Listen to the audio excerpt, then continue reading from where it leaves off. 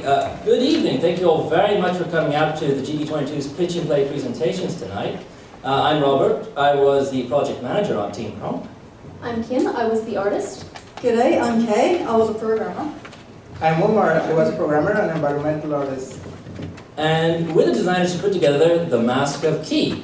So I'm sure that all of you have asked yourselves a question that we also asked ourselves, probably on a Wednesday, maybe Thursday. And the question was, of course, why aren't there more flying squirrels in games? We couldn't really find an answer, so we had to make our own. And here it is. So Key is this fuzzy, furry, flying squirrel-like creature. Now, the Mask of Key, our game, is a third-person hack-and-slash adventure through an alien land above the clouds. We chose third-person specifically so we could utilize very familiar controls and mechanics to play, such as looking around, well, that's an easy one, and of course, running around, eating acorns, like squirrels do, jumping, and because it's a flying squirrel, Key can also do one additional thing that Kay will show us right now. She will do a glide, if she's better at it. And there we go. So, coming up to the next part here, we have the first narrative point of our game, which is this mysterious shrine. Now, Key takes the spear from this shrine, which then breaks apart this mask and releases a dark entity that then turns his entire village into stone. Now, Key must then go and collect these broken mask pieces we see flying away to save its village. And running up here, we'll see our first glide challenge back over to the village after the Michael Bay effect. Because, you know, he always recommended more explosions. That always makes things better. So, after the little glide, we'll hand over to Kim, and she'll tell us a little bit more about the world of the Mask of Key. Thank you. As you can see, the world of our game is pretty huge.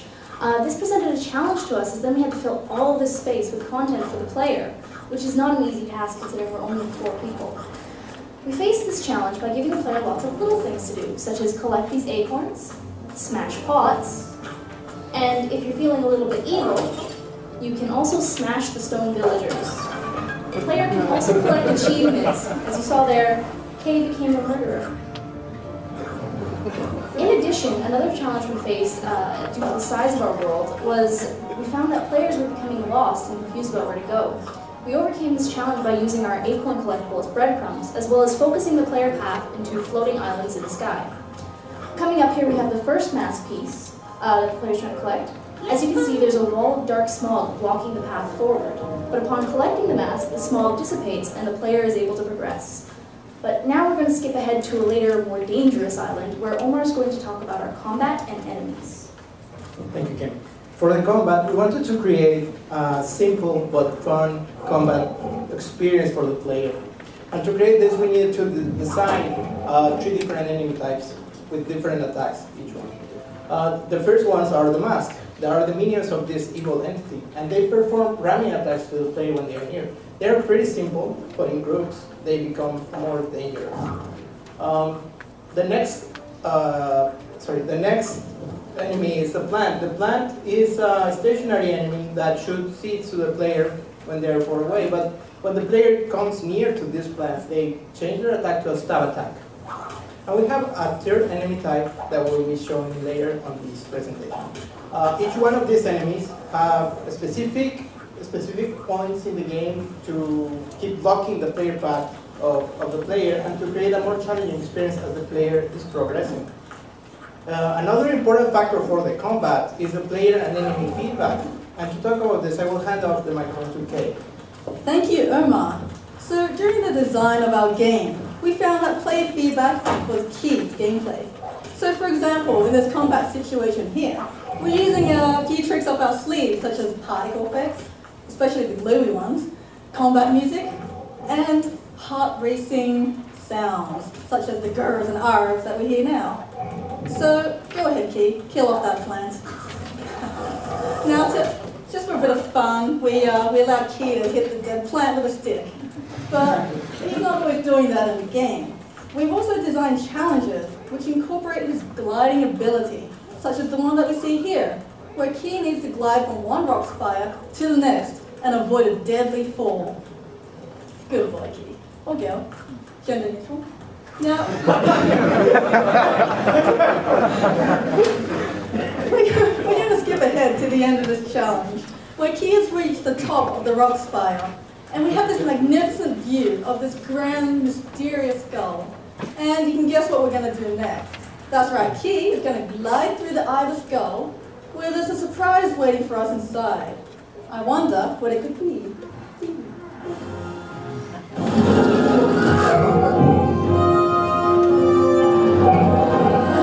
Crikey, he's a big guy.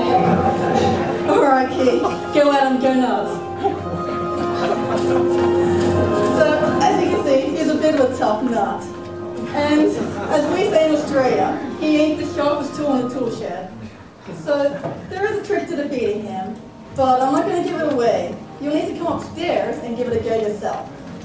Well, that brings us to the end of our presentation. Once again, we are teamKRONK. I'm Kay Chan. I'm Kim Cuthbertson. I'm Robert Forehand. I'm Omar Chapa. And thank you all again very much for coming out and watching the GD22's Pitch and Play presentations.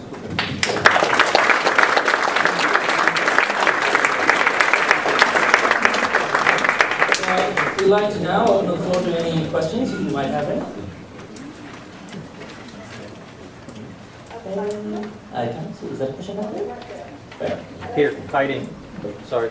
Are there any attacks that you can do while gliding? I noticed that you had to jump down and attack the dinosaur instead of swooping. So the question is, are there any additional attacks while gliding? Is that correct? Yeah. Okay. Yes, that's a very good question. And we originally had intended to include a power bomb sort of attack that we had on the sweep that would go along with how long you were diving. But we had to change it out based on it wasn't really quite ready within the time frame we had. So we stuck with something that would work with the mechanics we had already worked into the game. Does that answer your question? Yeah. Thank you. Any more questions?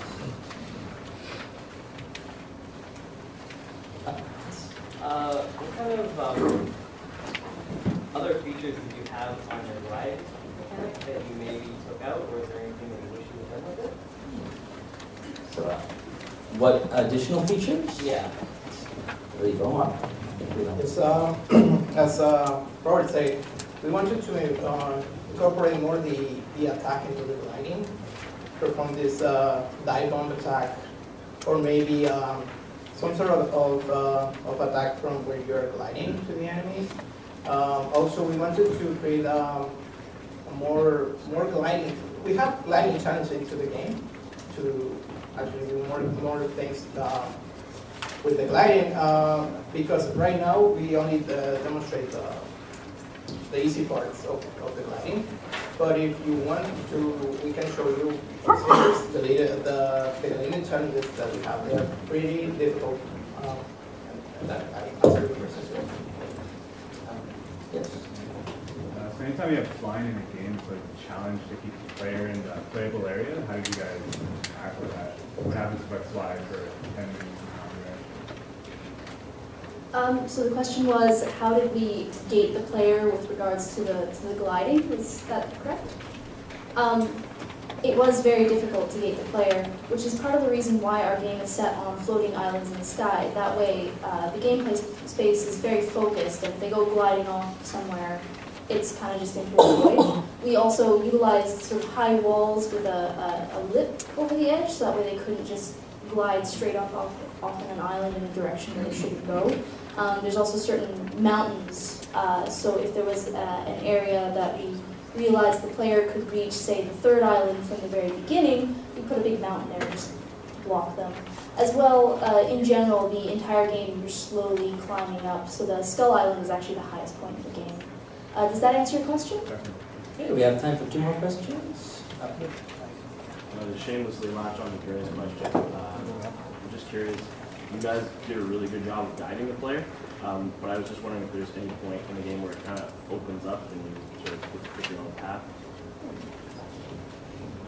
Well, there is certain areas in the game where there are alternate paths. So the player can take a safe route and avoid the enemies. Wait, that's not safe. Take a route and avoid the enemies. Wait, it is. Maybe. One route has enemies, the other doesn't.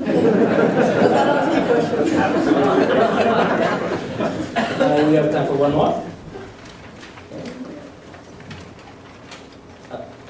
I saw when you start gliding, there's a visual effect that kind of causes motion blur on the downward area, and it's somewhat distracting. I'm just curious what the design decision behind that was. The design decision behind having the trails that follow Not you? having the trails, but when you're flying, it gets, like, everything beneath you gets somewhat blurry while you're moving. I was curious about that. To the decision of making that was really to give more feedback on the speed of the player. Was more that than anything else, like giving that sense of speed what you was like. That answer your question? Great. Thank you all very much again for coming out and taking time to watch all of our presentations. We're right upstairs, and we look forward to meeting you a little bit later.